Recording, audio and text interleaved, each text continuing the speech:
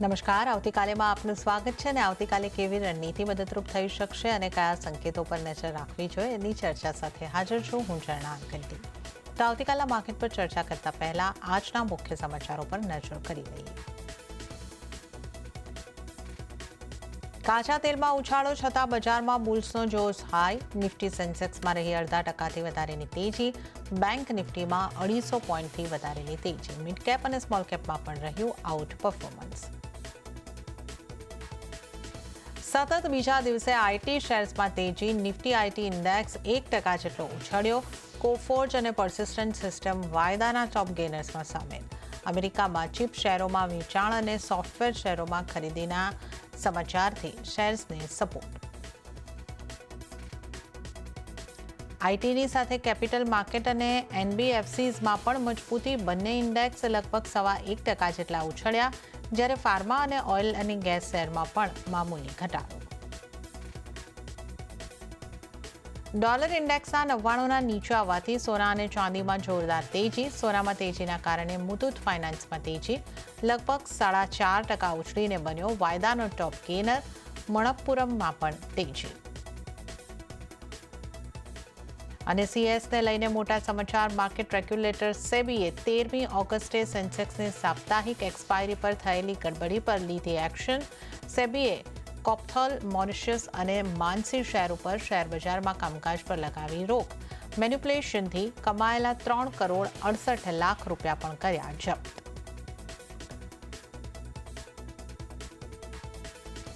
ત્યારે આજની માર્કેટ એક્શનની વાત કરી લઈએ તો આજે આપણે જોયું કે બજારમાં 7 દિવસનો ઘટાડો હતો એ થંભી ગયો છે અને આજે ખરીદારીનો દિવસ માર્કેટમાં રહેતો જોવા મળ્યો છે.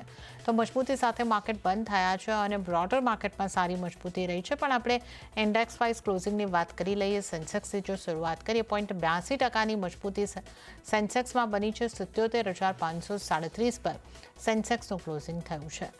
નિફ્ટીની વાત કરીએ તો 0.64%ની મજબૂતી નિફ્ટીમાં બની.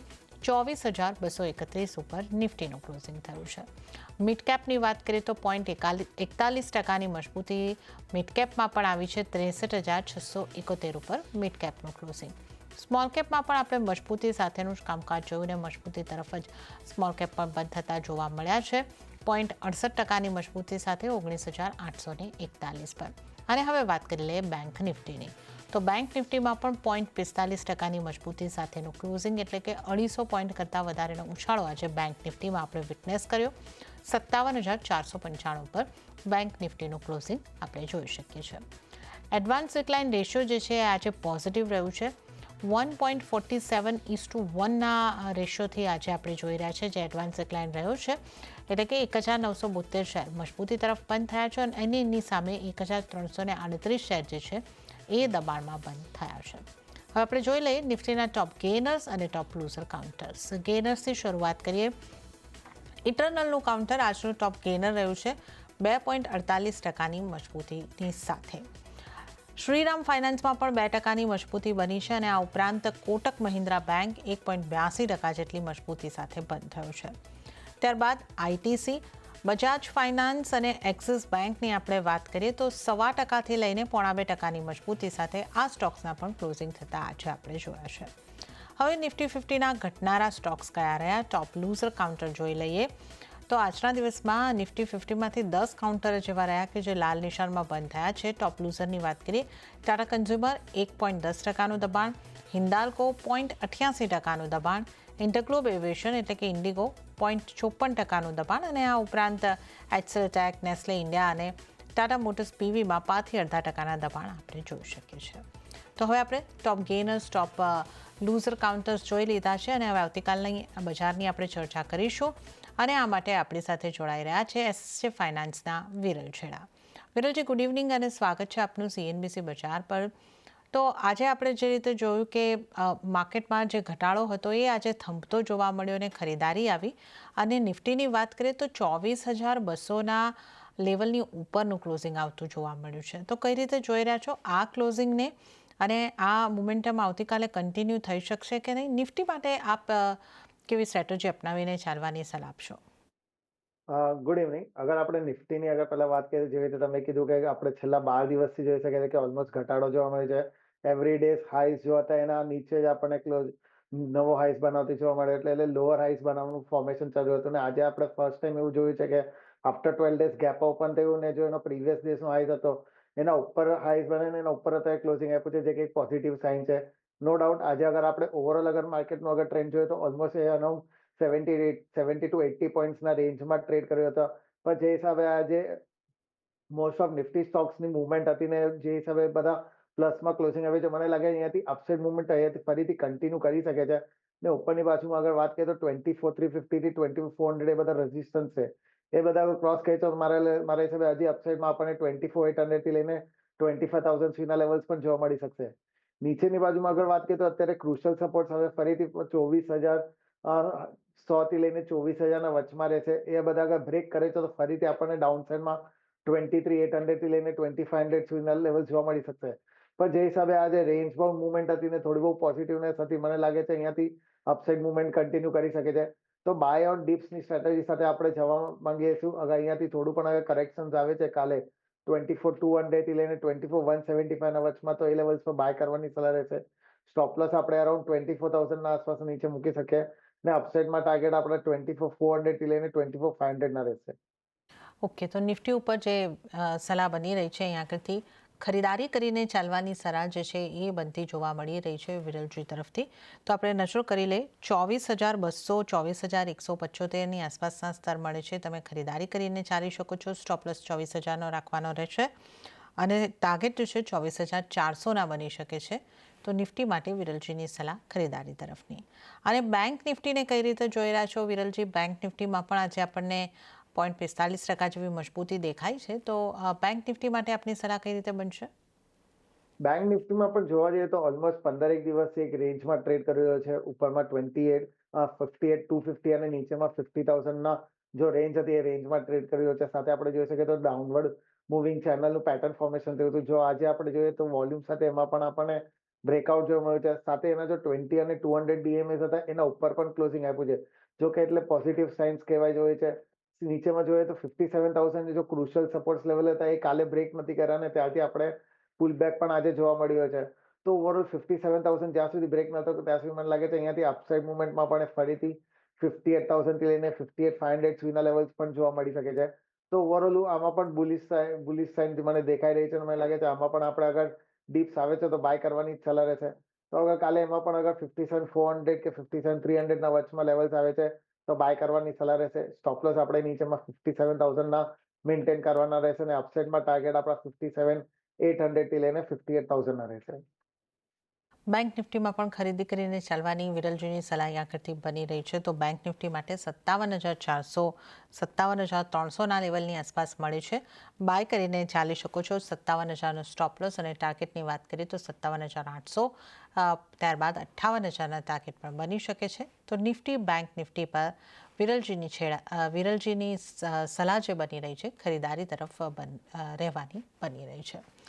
ત્યારે જ હવે અન્ય નિષ્ણાતોની સ્ટ્રેટેજી ઉપર પણ આપણે નજર કરી લઈએ. શરૂઆત કરીએ ચોઇસ બ્રોકિંગના કુનાલ પરારની સલાહ પર. કુનાલજીએ પણ નિફ્ટીને ખરીદી કરીને ચાલવાની સલાહ આપી છે 24,230ની આસપાસથી. સ્ટોપ લોસ 24,150નો રાખવાનો રહેશે અને ટાર્ગેટ 24,320થી 24,400ના બની શકે છે. તો કુનાલજી તરફથી ખરીદારી કરીને ચાલવાની સલાહ બની રહી છે. હવે નજર કરીશું મિરાઈ એસેટ શેરખાનના કુનાલ શાહની સલાહ પર. કુનાલજીએ પણ નિફ્ટીને ખરીદી કરીને ચાલવાની સલાહ આપી છે.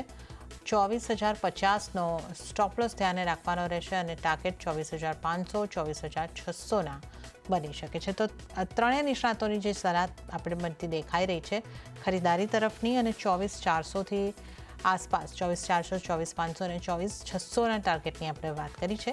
ખરીદી તરફ રહેવાની સલાહ ત્રણેય નિષ્ણાતો તરફથી. ત્યારે હવે વિરલજી આપણી સાથે જોડાયેલા છે. એમની સાથે આપણે સ્ટોક સ્પેસિફિક ચર્ચાની શરૂઆત કરીએ. વિરલજી, ટોપ ગેનરથી શરૂઆત કરીએ. ઇટરનલ 2% આસપાસ મજબૂતી સાથે આજે આપણને બંધ થતો જોવા મળ્યો છે. ઇટરનલના ચાર્ટ તમને કેવા લાગી રહ્યા છે અને અહીંયા આગળ શું કરવું જોઈએ?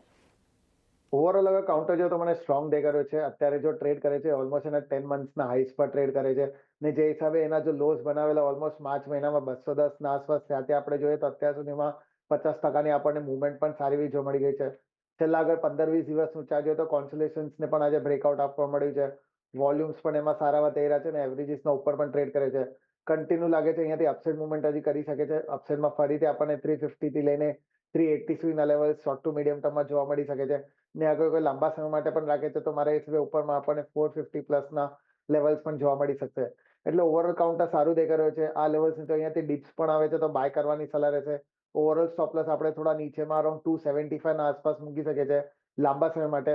ને અગર કોઈને શોર્ટ ટર્મ માટે કરવું હોય તો અરાઉન્ડ 300 ના આસપાસના સ્ટોપ લોસ સાથે આ લેવલ્સ પર પણ બાય કરીને ચાલી શકે છે. અપસાઇડમાં ટાર્ગેટ આપણે 380 થી લઈને 450 સુધીના લેવલ જોવા મળી શકે છે. ઓકે, તો આપણે ઇટરનલની વાત કરી, ખરીદારી તરફ જ રહેવાની સલાહ બની રહી છે.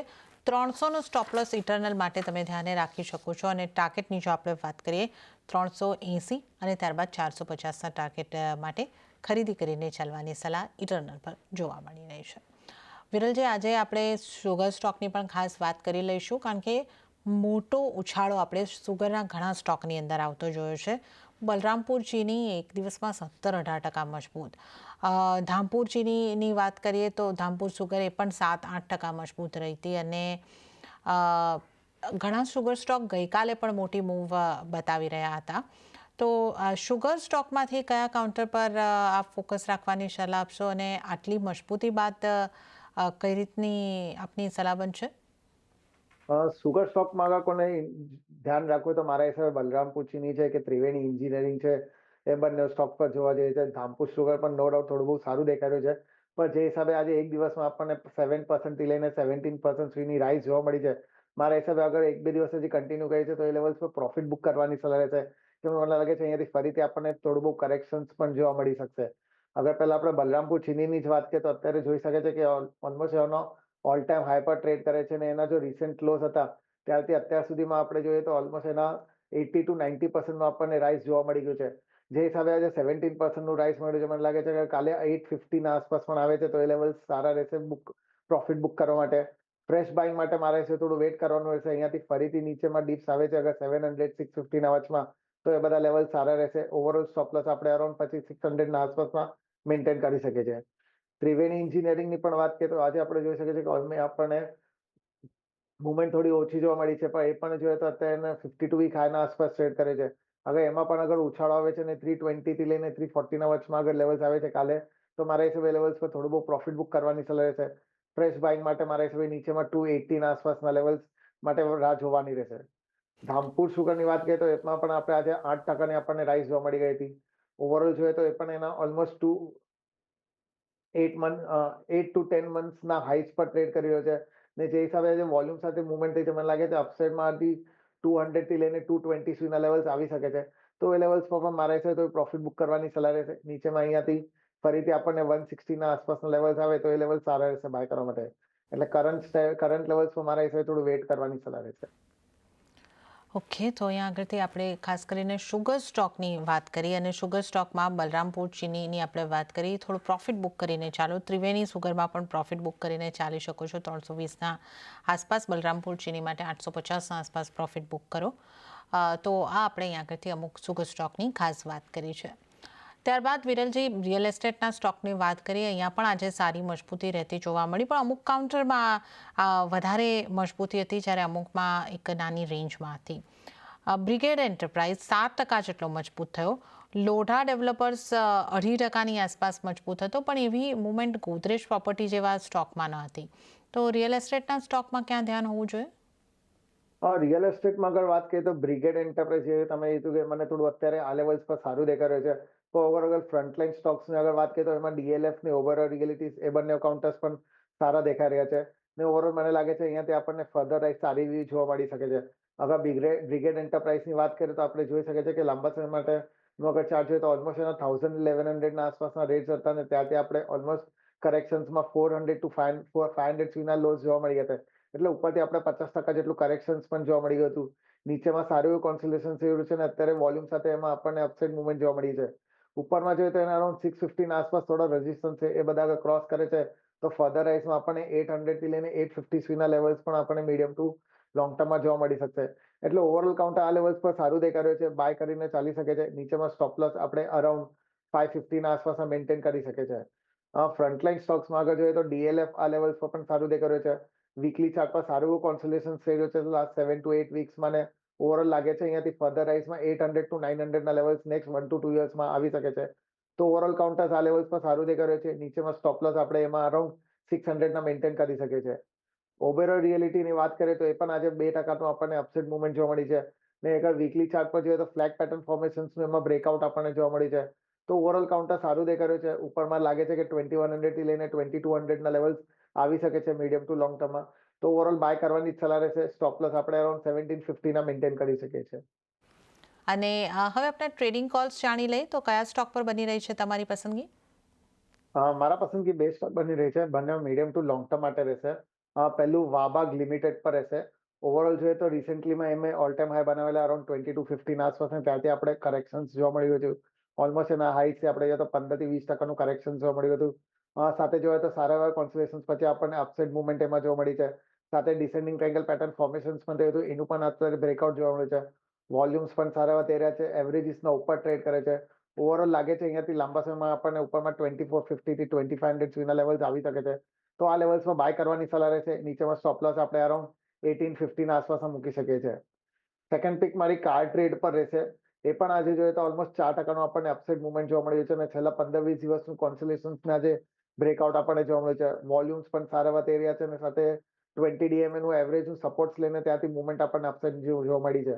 તો ઓવરઓલ કાઉન્ટર આ લેવલ્સ પર પણ સારું દેખાઈ રહ્યું છે. સ્ટોપ લોસ નીચેમાં 2690 ના મૂકવાના રહેશે, ને અપસાઇડમાં ટાર્ગેટ 3300 ના રહેશે.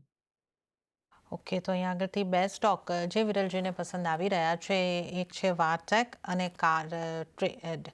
આ બંને ઉપર ખરીદારી કરવાની સલાહ બની રહી છે. વાટેક માટે અહીંયા આગળથી 1850નો સ્ટોપ લોસ અને 2450થી લઈને 2500ના ટાર્ગેટ માટે ખરીદી કરીને ચાલવાની સલાહ. અને કાર ટ્રેડની જો આપણે અહીંયા આગળથી વાત કરીએ તો 3300નો ટાર્ગેટ અને 2690ના સ્ટોપ લોસને ધ્યાને રાખીને ખરીદારી કરો. તો આ સલાહ અહીંયા આગળથી બનતી જોવા મળી રહી છે. તો આપણે ખાસ કરીને ટ્રેડિંગ કોલ્સ વિરલજીના કયા બની રહ્યા છે એની અહીંયા આગળથી ખાસ વાત કરી છે. ત્યારબાદ બેંક્સની વાત કરી લઈએ. વિરલજી, આજે કોટક મહિન્દ્રા બેંક 1.82%ની મજબૂતી બતાવી રહી હતી. આ કાઉન્ટરમાં આપણે આ સપ્તાહમાં થોડી સારી મૂવમેન્ટ જોઈ રહ્યા છે. એક્સિસ બેંક પણ આજે આપણને મજબૂતી તરફ જ બંધ થતી જોવા મળી છે. આઈસીઆઈસીઆઈ બેંકને નજર કરીએ તો ત્યાં પણ 0.5%ની મજબૂતી, અને એસબીઆઈમાં ફ્લેટ ક્લોઝિંગ આવ્યું છે. તો બેંક્સને કઈ રીતે જોઈ રહ્યા છો? ઓવરઓલ પ્રાઇવેટ સેક્ટર બેંક્સ આ લેવલ્સ પર થોડો સારા દેખાઈ રહ્યા છે. જેમ કરીને એક્સિસ બેંક છે, કે કોટક બેંક છે, આઈસીઆઈસીઆઈ બેંક છે, આરબીએલ બેંક છે, એ બધા કાઉન્ટર્સ અત્યારે સારા દેખાઈ રહ્યા છે. બંધન બેંક પણ ઓવરઓલ સારું દેખાઈ રહ્યું છે. પીએસયુ બેંક્સમાં જોઈએ તો અત્યારે મને લાગે છે થોડું વેટ એન્ડ વોચ કરવાની સલાહ છે. એમાં હજી સાઇડવેઝ મૂવમેન્ટ થઈ શકે છે, થોડું બહુ કરેક્શન્સ પણ આવી શકે છે. પણ જેને પણ અગર નિવેશ કરવો હોય તો મારા હિસાબે પ્રાઇવેટ સેક્ટર બેંક્સમાં જઈ શકે છે. એક્સિસ બેંકની અગર પહેલા આપણે વાત કરીએ તો ઓલમોસ્ટ આપણે જોઈ શકીએ છીએ કે 1250 ના આસપાસ હાઈ બનાવે છે. કરન્ટલી ટ્રેડ કર્યો છે. નીચેમાં ડબલ બોટમ પેટર્ન ફોર્મેશન થયું હતું 1200 ના આસપાસ, ને ત્યારથી મૂવમેન્ટ પણ આવી છે. મીડિયમ ટર્મમાં લાગે છે ઉપરમાં 1300 થી લઈને 1320 સુધીના લેવલ્સ આવી શકે છે. ને અગર લોંગ ટર્મ માટે મૂકે છે તો મારા હિસાબે 1450 પ્લસના ટાર્ગેટ એમને જોવા મળી શકશે. તો ઓવરઓલ કાઉન્ટર્સ આ લેવલ્સ પર સારું દેખાઈ રહ્યું છે. 1200 ના સ્ટોપ લોસ થી આ લેવલ્સ પર બાય કરીને ચાલી શકે છે. આરબીએલ બેંકની અગર વાત કરીએ તો ઓલમોસ્ટ આજે આપણે જોઈ શકીએ છીએ કે 3.5%નું આપણને રાઇઝ જોવા મળ્યું છે, અને અત્યારે જોઈએ તો ઓલ ટાઈમ હાઈ પર ટ્રેડ કરે છે. વોલ્યુમ્સ પણ સારા એવા થઈ રહ્યા છે. એવરેજીસનું સપોર્ટ્સ પણ લીધો છે. તો ઓવરઓલ કાઉન્ટર્સ આ લેવલ્સ પર સારું દેખાઈ રહ્યું છે. નીચેમાં સ્ટોપ લોસ આપણે અરાઉન્ડ 375 ના મેન્ટેન કરવાના રહેશે, અને અપસાઇડમાં આપણને 440 થી લઈને 480 ના લેવલ્સ એમાં પણ જોવા મળી શકશે. કોટક બેંકની પણ વાત કરીએ તો ઓલમોસ્ટ આજે આપણે 0.5%નું આપણને રાઇઝ જોવા મળ્યું છે.